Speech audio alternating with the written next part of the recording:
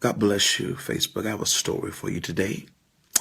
There's a group of individuals that was headed to a destination. They got on the plane, the flight attendant and the pilot, and they got ready to take off. Upon taking off, as they begin to ascend, they noticed that there was a snake on the plane.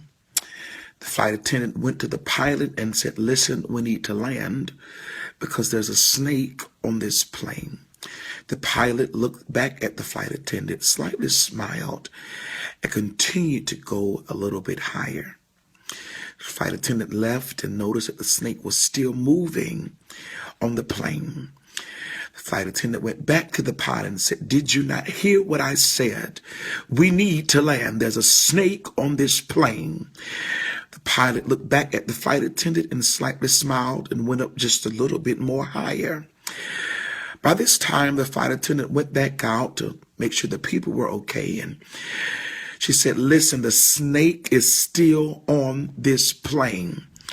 What is wrong with you? I told you that we need to land. Somebody is going to get hurt."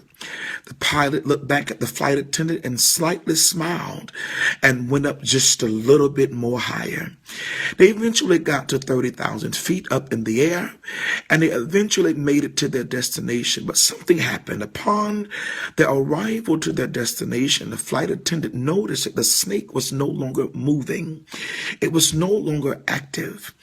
They eventually made it to their destination, and when they landed, the pilot got off of the plane and went to the flight attendant and smiled. And he said, "There's something you don't understand about altitude. When you reach a certain altitude, snakes lose oxygen and they die." I want to prophesy unto somebody right here that you've been dealing with some situations and with some folk around you that did not mean you any good. But God said they meant it for your bad, but he meant it for your good. But see, you don't have time to focus on your haters.